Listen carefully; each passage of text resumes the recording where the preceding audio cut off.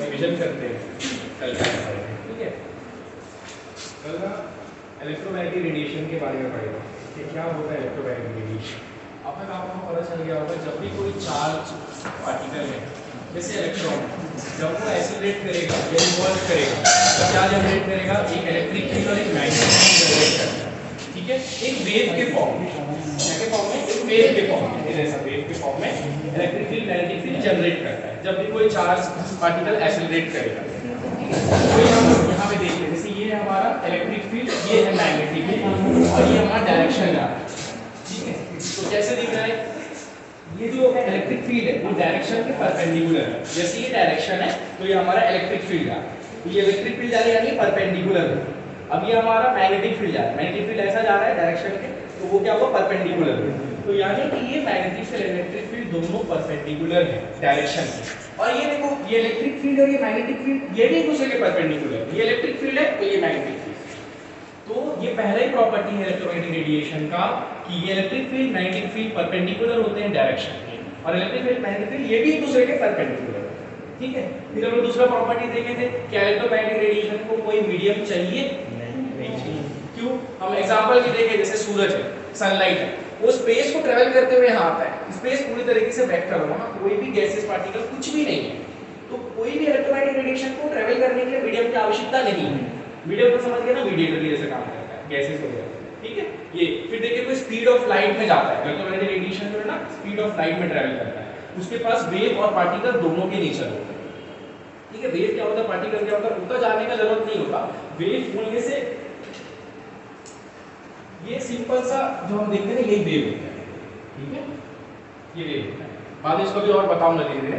तो ये electromagnetic radiation के कुछ प्रॉपर्टीज हैं, मैं यहाँ लिखा हूँ, ये बाद में आप लोग पेज में तो देख लेना। अब हर एक इलेक्ट्रोमैग्नेटिक रेडिएशन के अलग अलग एनर्जी, अलग अलग वेवलेंथ दिखते हैं। क्या होते हैं, जो इलेक्ट्रोमैग्नेटिक रेडिएशन होते हैं सबके अलग अलग वेवलेंथ और अलग अलग एनर्जी दिखते हैं, ठीक है।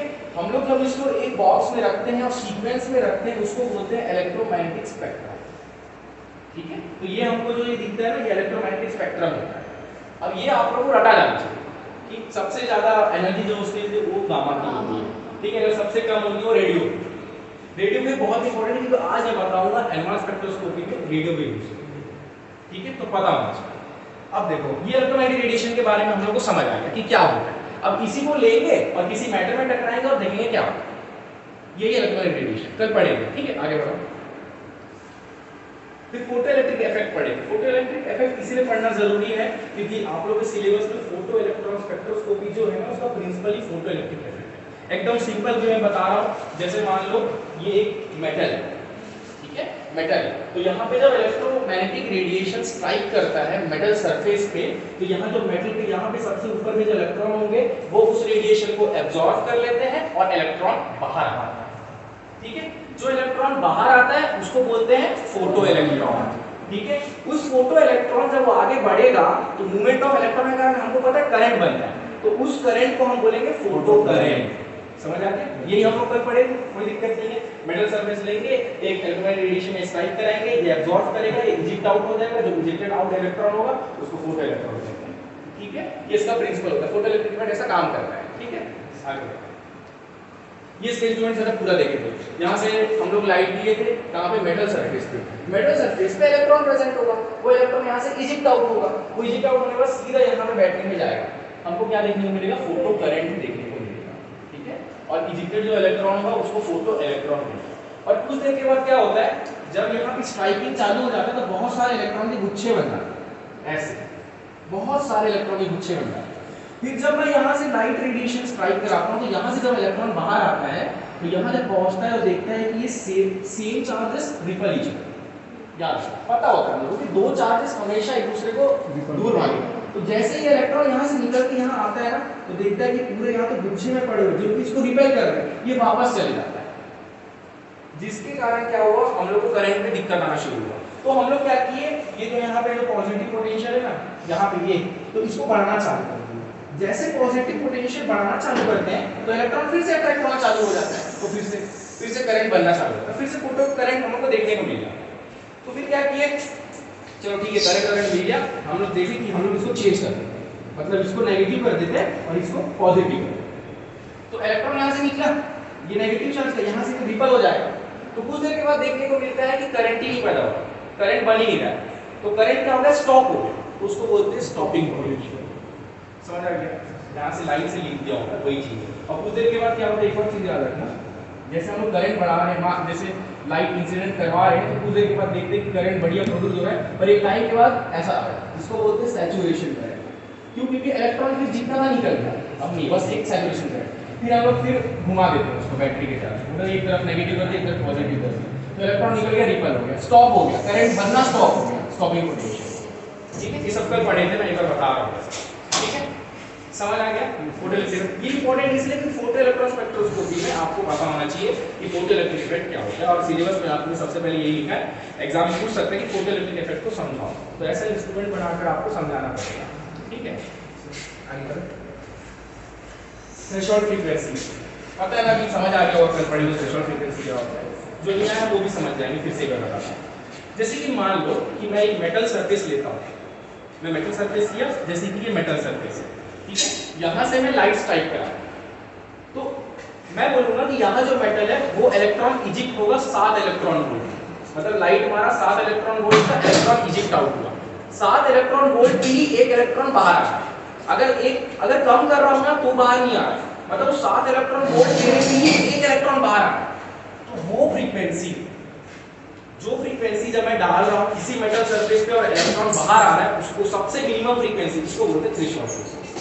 अगर उसके पीछे जाओगे तो इलेक्ट्रॉन नहीं निकलेगा, पर उसके आगे जाके जाओगे तो निकलेगा, इलेक्ट्रॉन बाहर आएगा। पर अगर मैं बोलूंगा कि थ्रेशोल्ड फ्रीक्वेंसी ज्यादा है किसी मेटल सरफेस का, आप जितना लाइट इंसिडेंट करवा रहे हो उसकी फ्रीक्वेंसी कम है और थ्रेशोल्ड फ्रीक्वेंसी ज्यादा है, थ्रेशोल्ड फ्रीक्वेंसी ज्यादा है किसके, जो आप फ्रीक्वेंसी डाल रहे हो, तो इलेक्ट्रॉन इजेक्ट आउट नहीं होगा। समझ आया, अब थोड़ी बार समझ आएगा, फिर से बताऊंगा। देखो अब ये लाइट है, फ्रीक्वेंसी है डाले, तो ये जो है थ्रेशोल्ड फ्रीक्वेंसी ज्यादा है, थ्रेशोल्ड फ्रीक्वेंसी मतलब मिनिमम फ्रीक्वेंसी इलेक्ट्रॉन को बाहर आने के लिए, तो वो क्या होगा, जब आप इंसिडेंट करोगे तो इलेक्ट्रॉन बाहर ही नहीं आएगा, तो यहाँ पे कोई भी इलेक्ट्रॉन बाहर नहीं आएगा, मतलब फोटो करंट बनेगा ही ना, फोटो इलेक्ट्रॉन बाहर आएगा। पर एक टाइम आता है कि जब आप जो लाइट इंसिडेंट करा लो जिस फ्रीक्वेंसी के साथ, वो फ्रीक्वेंसी एक इलेक्ट्रॉन निकाल देती है, मतलब ये थ्रेशोल्ड फ्रीक्वेंसी के बराबर हो गया, तब पर काइनेटिक एनर्जी नहीं। काइनेटिक एनर्जी क्या होता है, जैसे मान लो 7 इलेक्ट्रॉन वोल्ट, जरूरी नहीं है ये ले सकते, यहाँ पे मेटल सरफेस लिए, यहाँ पे स्ट्राइक करा 6 इलेक्ट्रॉन वोल्ट का, पर इस इलेक्ट्रॉन को बाहर निकलने के लिए 7 इलेक्ट्रॉन वोल्ट चाहिए था, इलेक्ट्रॉन तो बाहर नहीं आता, इतना एब्जॉर्ब करेगा इलेक्ट्रॉन बाहर आएगा। पर अगर मान लो 7 इलेक्ट्रॉन वोल्ट एब्जॉर्ब कर लिया तो इलेक्ट्रॉन एक बाहर आएगा, पर काइनेटिक एनर्जी नहीं। अगर मान लो अब मैं 8 इलेक्ट्रॉन वोल्ट देता हूं, तो क्या हो गया, 7 इलेक्ट्रॉन वोल्ट में एब्जॉर्ब करके इलेक्ट्रॉन इजेक्ट आउट हो गया, और जो 1 इलेक्ट्रॉन वोल्ट है वो रिस्पांसिबल होगा काइनेटिक एनर्जी के लिए। काइनेटिक एनर्जी क्यों इंपॉर्टेंट है, क्योंकि हम आगे पढ़ेंगे किसी इलेक्ट्रॉन, कोई इलेक्ट्रॉन जो बाहर निकलता है उसकी काइनेटिक एनर्जी क्या है, हम एक फोटो स्पेक्ट्रोस्कोपी से उसको फाइंड आउट करेंगे। वो फोटो स्पेक्ट्रोस्कोपी है फोटो इलेक्ट्रॉन स्पेक्ट्रोस्कोपी, जहां पर उसे काइनेटिक एनर्जी पता है। ठीक है, ये समझ आ गया। सर इसमें हर इलेक्ट्रॉन के अलग-अलग थ्रेशोल्ड एनर्जी। हाँ आप जो आप मेटल लो, मान लो सोडियम ले लो, जो जितना ही मेटल ले लो, सारे के थ्रेशोल्ड फ्रीक्वेंसी अलग, सारे एक मिनिमम फ्रीक्वेंसी होगा जब इलेक्ट्रॉन बाहर निकलेगा। ठीक है, आज के बाद कभी मत रखना कि हम रट देते हैं कि थ्रेशोल्ड फ्रीक्वेंसी यानी मिनिमम फ्रीक्वेंसी, मिनिमम फ्रीक्वेंसी। अब समझना कि जब आप फ्रीक्वेंसी, कोई फ्रीक्वेंसी, लाइट फ्रीक्वेंसी, उसकी कोई फ्रीक्वेंसी होगा, उसको स्ट्राइक कराओगे और तब इलेक्ट्रॉन बाहर नहीं आ रहा, मतलब उसकी थ्रेशोल्ड फ्रीक्वेंसी ज्यादा है जितना आप इंसिडेंट करा, जब वो मैच करेगी तब इलेक्ट्रॉन बाहर आएगा, और ज्यादा डालते जाओगे तो फिर काइनेटिक एनर्जी बनने लगेगा, काइनेटिक एनर्जी क्या होता है, कुछ नहीं होता, जैसे मैं कल बताया था एग्जांपल लेके तीर का, अगर आप ऐसा खींचोगे यानी पोटेंशियल एनर्जी स्टोर कर रहे हो, जैसे छोड़ोगे भागते जा रहे हो काइनेटिक एनर्जी। ठीक है, समझ आ गया? आगे बढ़ो। ये मैं अभी वही बताया कि जैसे थ्रेशोल्ड फ्रीक्वेंसी ज्यादा होगा तो इलेक्ट्रॉन बाहर नहीं आएगा, बराबर होगा तो इलेक्ट्रॉन बाहर आएगा, काइनेटिक एनर्जी नहीं बनेगा। अगर फ्रीक्वेंसी डाल रहे हो ज्यादा का तो थ्रेशोल्ड एनर्जी निकले, साथ में काइनेटिक एनर्जी, वही बताया मैं आगे। ये कुछ कैरेक्टरिस्टिक है, इसको आप पढ़ लेना, इसको बता दिया हूं, वही जो बताया बस ध्यान से सुनो, समझ आ जाएगा। ठीक है, आगे फिर फार्मूला बताया था,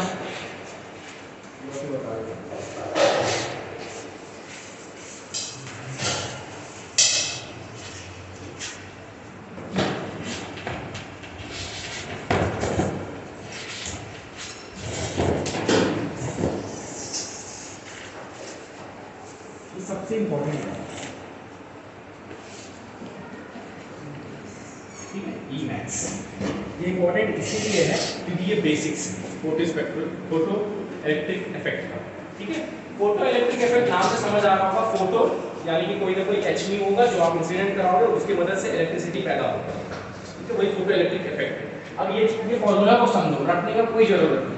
ठीक है, ये क्या बता रहे हैं ये समझो। जैसे मान लो कि मैं 7 इलेक्ट्रॉन वोल्ट का बात कर रहा था, उसी को समझा। 7 इलेक्ट्रॉन वोल्ट डाला, ठीक है, 7 इलेक्ट्रॉन वोल्ट डालने पे काइनेटिक एनर्जी नहीं बचेगा। मान लो 10 इलेक्ट्रॉन वोल्ट डालता हूं, 7 इलेक्ट्रॉन वोल्ट एब्जॉर्ब करेगा और सीधा इलेक्ट्रॉन बाहर, 3 इलेक्ट्रॉन वोल्ट बच गया, क्या जो रिस्पांसिबल रहेगा काइनेटिक एनर्जी। आप समझो ये क्या है बताऊं, ये जो आप इंसिडेंट करवा रहे हो वो लाइट है, ये क्या एच मतलब E h mu पढ़े, लाइट जो होता है ना उसके छोटे-छोटे पैकेट से बना होता है, उसके पास एनर्जी होती है h mu। ठीक है,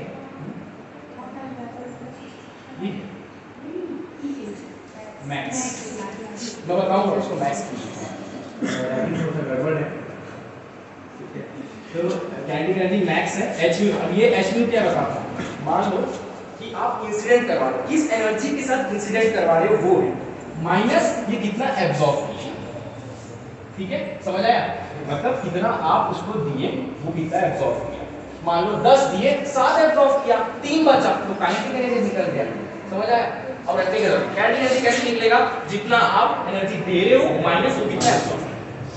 अब रखना नहीं है, समझ आ गया? अब कुछ नहीं, कई बार क्या करते हैं इसको हम इधर ले जाते हैं, प्लस काइनेटिक एनर्जी प्लस इधर आ जाएगा h mu not h, kinetic energy होता है 1/2 mv² तो लिखेंगे ये फॉर्मूला। ठीक है, समझ आ गया ये कैसे आया। ये मैक्स इसलिए लिखते हैं, कई बार ना जरूरी नहीं होता कि जितना आप इलेक्ट्रॉन वोल्ट डाल रहे हो, ध्यान से समझना मैं क्या बोल रहा हूँ, ऐसा जरूरी नहीं होता कि जितना भी आप एनर्जी के साथ स्ट्राइक करा रहे हो मेटल सरफेस में, ऐसा कतई नहीं है कि इलेक्ट्रॉन को एब्जॉर्ब करके इजेक्ट आउट हो जाए, ऐसा कतई नहीं, ऐसा जरूरी नहीं। तो मैक्स का लिखने का कारण है कि मैक्स का मतलब ये है कि भाई निकला होगा इलेक्ट्रॉन, पक्का निकला होगा, इजेक्ट आउट हुआ होगा। देखो क्या होता है, आप समझो, ये ग्राउंड स्टेट है, ये एक्साइटेड स्टेट है, यहाँ पे कोई मैटर रहा होगा, राइट स्ट्राइक कराए, ऊपर वाले इलेक्ट्रॉन जो होंगे वो एब्जॉर्ब करके ऊपर चले गए, यानी एक्साइटेड स्टेट में चले गए, ये हमारा ग्राउंड स्टेट। ठीक है, अब क्या होता है, जरूरी नहीं है कि ये इलेक्ट्रॉन एब्जॉर्ब करके एक्साइटेड स्टेट पे जाए, ऐसा जरूरी नहीं है। क्यों जरूरी नहीं है, कई बार हम क्या करते हैं, अब हम लोग यहाँ जो पढ़ते हैं ना फोटो इलेक्ट्रिक इफेक्ट में क्या होता है, इलेक्ट्रॉन सीधा बाहर निकल जाता है, क्या वो आयोनाइजेशन कॉन्टिन्यूम को बाहर करके बाहर निकल जाता है, ऐसा पार होता है। पर कई बार क्या होता है, इलेक्ट्रॉन ना इसको एब्जॉर्ब करके एक्साइटेड स्टेट में जाता है, फिर कुछ देर के बाद रिलैक्सेशन स्टेट में जाएगा, मतलब अपने आप को रिलैक्स करेगा, रेडिएशन या फिर रेडिएशन एमिट नहीं करके वापस आ जाएगा। कई बार ऐसा करता है, पर इससे हमको ना इलेक्ट्रॉन की काइनेटिक एनर्जी पता नहीं चलेगा कि इलेक्ट्रॉन आयोनाइजेशन कॉन्टिन्यूम पार करके इजेक्ट आउट नहीं, समझ आ गया, वापस आता है। समझ आएगा कॉन्सेप्ट। तो ये जरूरी नहीं है हर बार कि इलेक्ट्रॉन को जितना आप इंसिडेंट करवा रहे हो लाइट को वो एब्जॉर्ब करके सीधा बाहर इजेक्ट आउट हो जाए, ऐसा जरूरी नहीं है, जरूरी नहीं है। कई बार क्या करते हैं, इलेक्ट्रॉन एब्जॉर्ब करने के बाद कोलाइड कर लेते हैं अपने बगल वाले इलेक्ट्रॉन के साथ, कोलिजन हो जाता है। ऐसा करते ही नहीं है कि जितना देर होगा वो भरपूर होगा, पर ये ई मैक्स का मतलब ये है कि भाई इसके बाद तो इलेक्ट्रॉन बाहर हुआ ही होगा एक टाइम पे, तो वो बता रहा है मैक्स। ये क्योंकि फोटो इलेक्ट्रिक इफेक्ट में क्या पढ़ते हैं, इलेक्ट्रॉन तो बाहर निकलेगा तभी हम फोटो इलेक्ट्रिक इफेक्ट को पढ़ पाएंगे, नहीं तो नहीं पढ़ पाएंगे, नहीं पढ़ पाएंगे कुछ भी कर लो। तो ये इलेक्ट्रॉन का बाहर आना जरूरी है, आयोनाइजेशन कॉन्टिन्यूम को पार करके बाहर आना जरूरी है, कई बार ये ऊपर जाके वापस आ जाता है, ठीक है, ये भी स्पेक्ट्रोस्कोपी है। जो अब मान समझो ये मैटर है, कोई लाइट हम इंसिडेंट करवाए, एब्जॉर्ब करके एक्सरे स्टेट पे गया, उस स्पेक्ट्रोस्कोपी को बोलते हैं एब्जॉर्प्शन स्पेक्ट्रोस्कोपी, ठीक है। और कुछ देर के बाद रिलैक्सेशन स्टेट में जाएगा, यानी वापस अपने आप को स्टेबल करने के लिए नीचे आएगा, छोड़ देगा। एक होता है रेडिएशन एमिट करेगा, एक रेडिएशन एमिट नहीं करेगा। जो रेडिएशन एमिट करता है क्या है उसका, फ्लोरोसेंस फॉस्फोरेसेंस। जो रेडिएशन एमिट नहीं करता हीट के फॉर्म में आता है।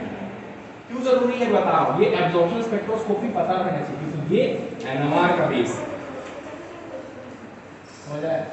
अब अगली बार क्या बोलूंगा पता है, सीधा बोल दूंगा एब्जॉर्प्शन स्पेक्ट्रोस्कोपी काम करता है। तो पता होना चाहिए कि कहीं ना कहीं कोई मैटर रहा होगा, कोई ऑर्गेनिक कंपाउंड रहा होगा, उस पे लाइट इंसिडेंट कराए होंगे, वो एक्साइटेड होकर ऊपर गया होगा, तब उसकी स्टडी किए होंगे, उसको एब्जॉर्प्शन स्पेक्ट्रोस्कोपी बोलते हैं। अगर वो वापस आता है रिलैक्सेशन में, उस समय जो स्टडी करेंगे उसको बोलते हैं इमिशन स्पेक्ट्रोस्कोपी। समझ आ गया, ये एब्जॉर्प्शन स्पेक्ट्रोस्कोपी, ये इमिशन स्पेक्ट्रोस्कोपी, और ये आयोनाइजेशन कंटीन्यूम को पार करके निकल गया तो फोटो इलेक्ट्रॉन स्पेक्ट्रोस्कोपी। समझ आ गया, ठीक है। अभी देखो एक बार में ना सब चीज याद नहीं होता है, हमको भी टाइम लगता है, उसमें कुछ देर के बाद ही वो चीज बार-बार पढ़ोगे, बार-बार पढ़ाओगे तो याद होगा। एक बार में एब्जॉर्प्शन इमिशन याद हो जाए ऐसा नहीं होता, बार-बार प्रैक्टिस करोगे तो वो एक टाइम बाद याद हो जाएगा। याद क्या होगा, समझ आओगे, कॉन्सेप्ट समझ आ रहा है, बस कॉन्सेप्ट समझ आ रहा है, रटने की जरूरत नहीं, ठीक है। ये समझ आ गया, एब्जॉर्प्शन इमिशन फिर एक आयोनाइजेशन कंटीन्यूम को पार करके नीचे, क्योंकि याद रखना ये इजिक्ट आउट हो रहा है इलेक्ट्रॉन, बार-बार बोल रहा हूं, इजिक्ट आउट मतलब बाहर निकलेगा। अभी देखना कुछ में स्पेक्ट्रोस्कोप पढ़ोगे जहां पे इलेक्ट्रॉन इजिक्ट आउट नहीं होगा भाई, वो ऊपर जाएगा वापस आ जाएगा, ऊपर जाएगा वापस आ जाएगा, ठीक है। ये पूरा वही आगे बढ़ो। हाँ, फिर अब आप लोगों का टॉपिक शुरू होता है कि फोटो इलेक्ट्रॉन स्पेक्ट्रोस्कोपी क्या होता है, ये बता।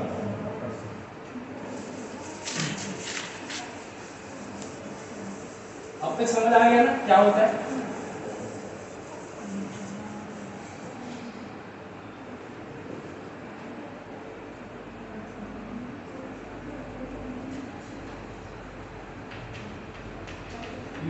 बोलते हैं प्यार से फोटो इलेक्ट्रॉन स्पेक्ट्रोस्कोपी, ठीक है। इसमें क्या होने वाला है, कहीं ना कहीं इलेक्ट्रॉन बाहर इजिक्ट आउट होने वाला है, ठीक है, आयोनाइजेशन कंटीन्यूम को पार करके बाहर निकल जाएगा। और हम इस स्पेक्ट्रोस्कोपी में काइनेटिक एनर्जी ज्ञात करेंगे इलेक्ट्रॉन का, इसका इलेक्ट्रॉन का, ठीक है। मान लो यहाँ पे आप अपना टारगेट सेट किए हो, लाइट इंसिडेंट करवाए, इलेक्ट्रॉन बाहर निकला, तो उसकी काइनेटिक एनर्जी क्या रही होगी ये पता करोगे स्पेक्ट्रोस्कोपी से। जैसे आएगा यूनिवर्सिटी एग्जाम में सबसे पहले यही लिखना है कि with the help of this spectroscopy we found the kinetic energy of an moving electron, ठीक है, समझ आ गया। अब इसका ना आप लोग ना लिखने का तरीका होता है, पहले प्रिंसिपल लिखोगे, फिर इंस्ट्रूमेंटेशन, एप्लीकेशन, ऐसा नोट्स बनाओ। पर मान लो यूनिवर्सिटी एग्जाम पूछता है कि इंस्ट्रूमेंट क्या होता है, तो सिर्फ इंस्ट्रूमेंट बनाओगे, जबरदस्ती का एप्लीकेशन प्रिंसिपल नहीं है, ठीक है। एप्लीकेशन पूछेगा तो सिर्फ एप्लीकेशन लिखो, 2 नंबर में एप्लीकेशन आएगा तो 4 पॉइंट लिखो, ठीक है। ऐसा नहीं कि एप्लीकेशन आया तो उसमें प्रिंसिपल डाल रहे हैं, पूरा भर दे रहे हैं, ऐसा नहीं करना, जो पूछा उसका लिख के हट जाना, ठीक है। मैंने से कल प्रिंसिपल नहीं बताया, आज बता देता हूं प्रिंसिपल किस बेस पे काम करता है।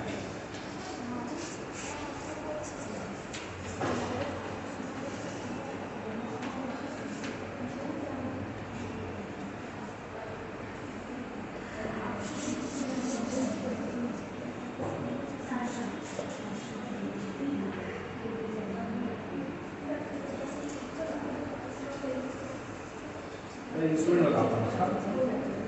अब इंस्ट्रूमेंट कैसे काम करता है ये देखो, यहाँ पे सोर्स लगा हुआ है, यहाँ से सैंपल डालेंगे, ठीक है।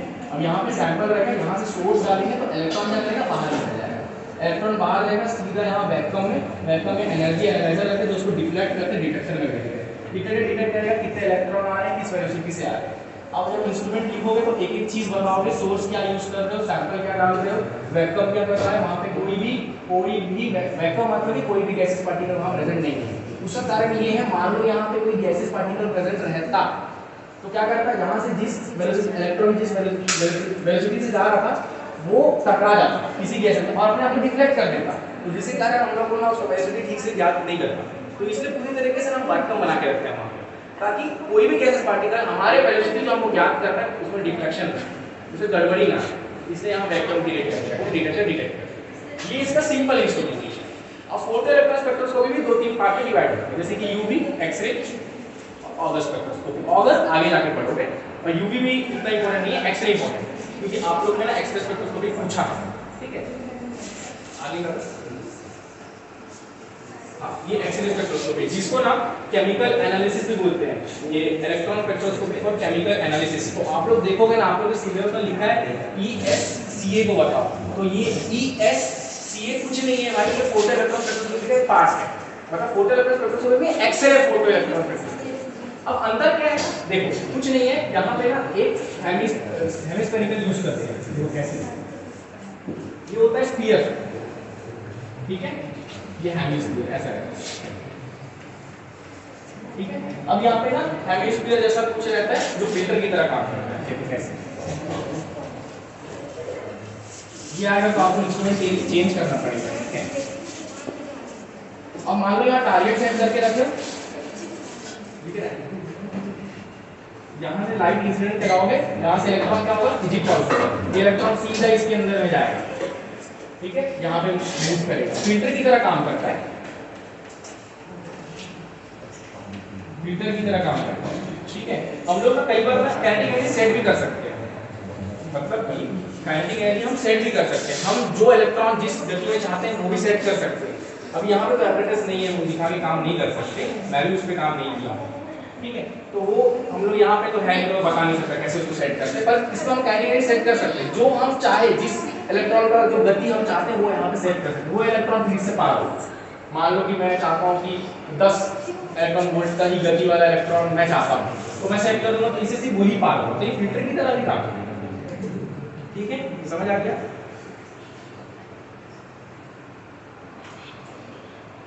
ठीक, आगे ये इसका इंस्ट्रूमेंट सेटअप है जैसे मैं बताया, ऐसा तो ये आप लोग के एग्जाम में आएगा, इंस्ट्रूमेंटेशन बताओ इसका, तो बताना इसका इलेक्ट्रॉन स्पेक्ट्रोस्कोपी, केमिकल एनालिसिस, ये अलग है, एक्सरे अलग है, फोटो इलेक्ट्रॉन स्पेक्ट्रोस्कोपी है, दोनों मिक्स मत करते। एक्सरे में हम लोग ये यूज करेंगे, ये वाला, ठीक है, फिल्टर यूज करेंगे, फोटो इलेक्ट्रॉन स्पेक्ट्रोस्कोपी नहीं करेंगे, ठीक है, नॉर्मल। अब ये समझ आ गया होगा फोटो इलेक्ट्रॉन स्पेक्ट्रोस्कोपी का मतलब क्या है। फोटोन मतलब H, ठीक है, इसको ले रहे हो और ये इलेक्ट्रॉन बाहर निकल रहा है, इसका काइनेटिक एनर्जी पता करता है, समझ आ गया।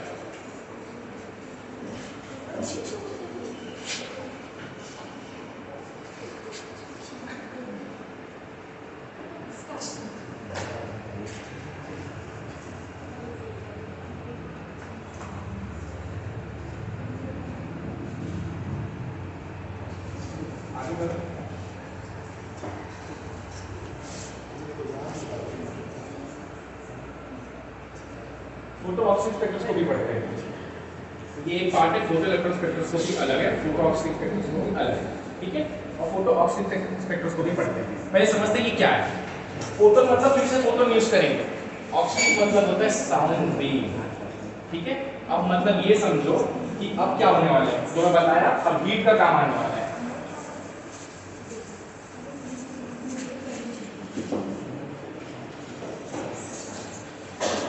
ये हमारा ग्राउंड स्टेप, ये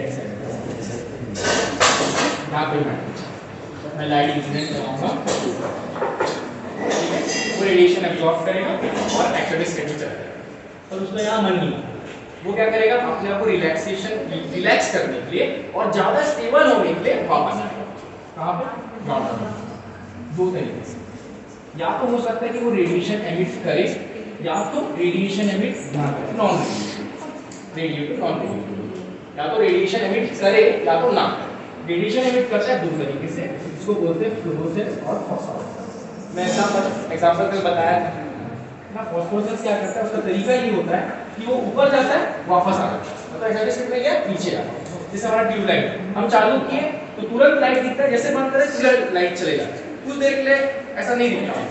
और ये फॉस्फोरेसेंस क्या करता है, एक ट्रिपलेट स्टेट होता है, वो ऊपर जाता है, फिर एक ट्रिपलेट स्टेट में जाता है, फिर नीचे आता है, तो इसका लाइट कुछ देर के लिए दिखता है।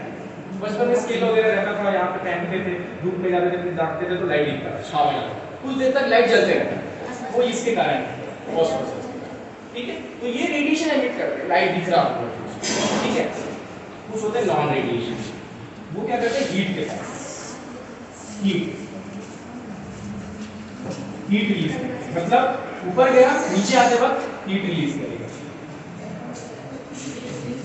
ये हीट रिस्पॉन्सिबल है फोटो ऑक्सीजन स्पेक्ट्रोस्कोपी। ये हीट बहुत इंपॉर्टेंट है। ये हीट ना कुछ देर पढ़ने के बाद ना एक वेव क्रिएट करने लगता है, साउंड वेव।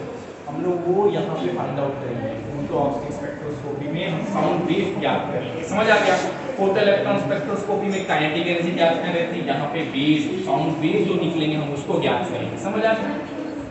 आगे ये इसका है। अब हाँ, एक चीज बताना भूल गया मैं, जैसे फोटो इलेक्ट्रॉन स्पेक्ट्रोस्कोपी है ना, तो अब वो भी स्पेक्ट्रोस्कोपी है, तो कुछ ना कुछ इलेक्ट्रोमैग्नेटिक रेडिएशन यूज करते हैं। कौन सा रेडिएशन यूज करते हैं? बताओ कौन सा यूज करते हैं? फोटो इलेक्ट्रॉन स्पेक्ट्रोस्कोपी में कौन सा रेडिएशन, इलेक्ट्रोमैग्नेटिक रेडिएशन यूज करते हैं? आइए फोटो ऑक्सीजन एक्सरे कर सकते हैं। एक्सरे यूज करते हैं, यहाँ पे हम लोग आईआर यूज करते हैं, माइक्रोवेव यूज करते हैं। रेडिएशन भी पता होना चाहिए कौन सा इलेक्ट्रोमैग्नेटिक रेडिएशन यूज कर रहे हैं, उसके बिना तो असंभव है हम लोग सैंपल में टकराना। रेडिएशन होना मस्ट है स्पेक्ट्रोस्कोपी में, ठीक है? तो फोटो ऑक्सीजन स्पेक्ट्रोस्कोपी में हम ना आईआर यूज करते हैं। ये आईआर को सैंपल में मारेंगे, सैंपल में क्या होगा वही सब जो मैंने बताया, ऊपर जाएगा, हीट रिलीज करके नीचे आएगा, तो हीट आने का कुछ देर बाद साउंड वेव क्रिएट होने लगेगी। वो साउंड वेव हमारा माइक्रोफोन जो होता है ना वो ज्ञात करता है। उसके बाद आगे एम्पलीफायर में मिलता है, सिग्नल क्या होता है? एम्पलीफायर मतलब कि एम्पलीफाई करेगा सिग्नल को, डिटेक्टर में भेजेगा, डिटेक्टर डिटेक्ट। हमको ना यहाँ पे कुछ करना नहीं, जैसे सॉल्ट एनालिसिस सब टेस्ट हमको करनी होती है। हमको पता करना रहता है कि ग्रुप 1 का है कि ग्रुप 2 का, हमको पता करना रहता है ना। तब तो यहाँ पे ऐसा कुछ नहीं, हमको मात्र इंस्ट्रूमेंट पढ़ना होता है, कुछ करना नहीं होता अंदर में। हम सैंपल डाले, सब कुछ अपने आप होगा, ठीक है? आगे और पढ़ोगे, ऑटोमेटेड मेथड पढ़ोगे, फिर बाद में हाइपोरेटेड टेक्निक पढ़ोगे, यानी दो इंस्ट्रूमेंट को मिला देंगे, तब हाइपोरेटेड टेक्निक पढ़ना शुरू करोगे, तो और एडवांस में जाएगा। अगर अभी इतना नहीं समझोगे ना, तो आगे हाइपोरेटेड भी समझ नहीं आएगा और मजा भी नहीं आएगा। आगे हाइपोरेटेड पढ़ोगे तो दोनों टेक्निक, जैसे कि गैस क्रोमेटोग्राफी, मास स्पेक्ट्रोमेट्री, दोनों को मिक्स करके एक हाइपोरेटेड टेक्निक बनेगा, ठीक है? तो पहले इतना पता हो कि स्पेक्ट्रोस्कोपी क्या होता है, कैसे काम करता है। अभी छोटा-छोटा पढ़ रहे, फोटो इलेक्ट्रॉन, फोटो ऑक्सीजन, तो मेरे को ऐसा लगता है कि फर्स्ट सेमेस्टर में सबसे हार्ड स्पेक्ट्रोस्कोपी, बाद में इजी लगता है। मेरे को लगता था, पता नहीं आप लोगों को लगेगा कि नहीं, पर फर्स्ट सेमेस्टर का स्पेक्ट्रोस्कोपी सच में बहुत हार्ड है। और रोटेशनल, वाइब्रेशनल तो भाई वो सब तो बहुत लेवल है भाई, है ना? तो उसको आगे करो। तो ये मैं बुक से निकाला था, H4 का बुक है, सेम है, कोई दिक्कत नहीं है। यहाँ पे ज़ेनॉन लैम्प दे रहे हैं, लैम्प का सोर्स है, ठीक है? लैम्प से जाएगा मोनोक्रोमेटर। मोनोक्रोमेटर का ये काम होता है, जो लाइट अलग अलग डायरेक्शन में होता है उसको सीधा भेज देता है, ठीक है? सिंगल रेज में। फिर यहाँ पे चॉपर का काम होता है कंटीन्यूअस, जैसे कि मान लो कि कंटीन्यूअस सिग्नल जा रहा है हमारा सोर्स से, तो वो डिसकंटिन्यू कर देता है, ऐसा करके डिसकंटिन्यू। फिर फोटो ऑप्टिक सेल में ना सैंपल पड़ा होगा, सैंपल में क्या होगा? रेज टकराएंगे, फिर एक्साइटेड स्टेट, फिर हीट रिलीज, फिर वेव निकलेगा और वेव फिर एम्पलीफायर में जाएगा, एम्पलीफायर सिग्नल से एम्पलीफाई करेगा, फिर आगे डिटेक्टर में आएगा, उस स्पेक्ट्रम। ये इंस्ट्रूमेंट बना के ना चलाएगा। अब इसका प्रिंसिपल बताता हूँ फोटो ऑप्टिक,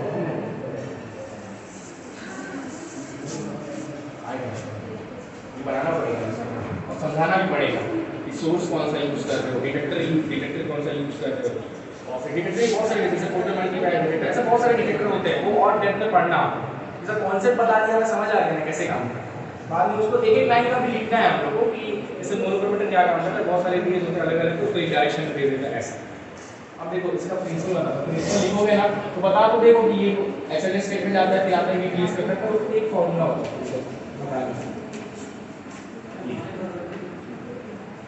ये क्या होता है? H क्या है? हीट, H से हीट, ठीक है? हीट, क्योंकि हमको पता है ना हीट रिलीज होता है फोटो ऑक्सीजन, तो ये है एब्जॉर्बेंस, ये है इंटेंसिटी। एब्जॉर्बेंस यानी जितना वो एब्जॉर्ब किया, इंटेंसिटी यानी हम क्या इंटेंसिटी के साथ सैंपल में मारे, ठीक है? अब एक चीज आपको बता रहा हूँ, यहाँ पे ना PAS जब पढ़ते हो, फोटो ऑक्सीजन स्पेक्ट्रोस्कोपी, तो एक चीज लिख लेना नोटबुक में, PAS सिग्नल, PAS सिग्नल, ठीक है? वो क्या होता है समझो। मान लो इंसिडेंट लाइट को, बहुत सारी इंसिडेंट लाइट को मैं टकरा रहा हूं, बहुत तगड़ा इंसिडेंट लाइट को मैं टकरा रहा हूं, जितना ज्यादा इंसिडेंट लाइट को टकराऊंगा उसकी हीट उतनी ही रिलीज होगी, और जितनी ज्यादा हीट रिलीज होगी उतनी ज्यादा वेव बनेगी। समझ आ गया? इसलिए यहाँ पे जो हीट है ना डायरेक्टली प्रोपोर्शनल है इंटेंसिटी, यानी इंटेंसिटी बढ़ाऊंगा तो हीट बढ़ेगा। यही पीए सिग्नल है। पीए सिग्नल का मतलब है कि आप इंटेंसिटी जो है ना उसको बढ़ाते जाओ तो आपको हीट ना ज्यादा लगेगा। समझ आया? सिंपल है, उतना कोई ट्रिकी नहीं है। हम जितना ज्यादा पढ़ाई करेंगे उतने अच्छे मार्क्स आएंगे। तो वैसे ही जितना ज्यादा इंटेंसिटी दोगे हीट उतना ही लगेगा। ये प्रिंसिपल है, तो इसको ना प्रिंसिपल में लिखना पड़ेगा। ठीक है, समझ आ गया यार? वरना इसका एप्लीकेशन आप लोग पढ़ना जाते हैं, वो एप्लीकेशन एक एक लाइन लिखना पढ़ना वो पसंद नहीं है। आप लोग घर जाके एप्लीकेशन देखना है। मैं अभी बता देता हूँ, एक चीज़ आप लोगों को समझ आ गया होगा। जब भी ये मेटल सरफेस पे हम देख रहे हैं कि सरफेस का इलेक्ट्रॉन को उठा के लेके जा रहा है, तो कहीं ना कहीं ये सब जो स्पेक्ट्रोस्कोपी होता है ना, उस सरफेस पे जो चीज़ें होते हैं ना उसको स्टडी करने के लिए अच्छा होता है। सरफेस के लिए बहुत अच्छा कारगर होता है। और फिर इसके बाद में बहुत सारे एप्लीकेशन पढ़ना, जैसे 2 नंबर का आ रहा है तो एटलीस्ट 5 एप्लीकेशन 4 एप्लीकेशन आप लोगों को लिखने पड़ेंगे। ठीक है, एप्लीकेशन पढ़ना करना है, नोट्स में एप्लीकेशन लिखना। पहले प्रिंसिपल, इंस्ट्रूमेंटेशन, फिर इंस्ट्रूमेंटेशन को भी बताओगे कैसे कैसे क्या क्या काम करते हैं, अलग अलग पूरा एक एक को एक्सप्लेन करोगे, उसके बाद फिर आप लोग एप्लीकेशन। ठीक है, आगे का खत्म हो जाए। ठीक है, अब ना ये आप लोग के ना आखिरी यूनिट में एक और टॉपिक है ESI, electron spin resonance. Paramagnetic species के लिए काम करता है, अनपेयर्ड इलेक्ट्रॉन रहेंगे तो ईएसआई काम करेगा। वो मैं अभी इसलिए नहीं बता रहा हूँ क्योंकि मैं एनएमआर बताऊंगा, क्योंकि एनएमआर पढ़ लोगे तो ईएसआई समझ आएगा। तो एनएमआर बताऊंगा, ठीक है? एनएमआर पढ़ते हैं, ये समझ आ गया, इसमें कोई डाउट नहीं है, सिंपल है एकदम। बस इसको थोड़ा डेप्थ में पढ़ना। ठीक है, मैं ऐसे ही बताता हूँ, एक कॉन्सेप्ट बता देता हूँ, चले जाता हूँ। मैं आशीष सर नजीर सर से ये चीज़ सीखा हूँ। ये तो कॉन्सेप्ट बताओ, बाकी आप लोग घर जाके अलग अलग बुक्स प्रिफरेंस करना, एक्सकोर पढ़ना, स्लाइड शेयर है गूगल में, वहाँ जाके पढ़ना और एक अच्छे नोट्स रेडी करना खुद के लिए। सीनियर के नोट्स को छाप के रट के मत चल जाना, अपने लिए नोट्स बनाना, उसमें और कुछ समझना कि ये कैसे काम कर रहा है, क्यों हो रहा है। ठीक है, अपने से एक अच्छे नोट्स बनाओ। मैं बता दिया प्रिंसिपल, इंस्ट्रूमेंटेशन, एप्लीकेशन, बस यही पढ़ना है। और कॉन्सेप्ट बनाओ, जैसे फोटो इलेक्ट्रिक में कॉन्सेप्ट बताओ, इंस्ट्रूमेंट अच्छा बना के। ठीक है, और आगे एनएमआर पढ़ो।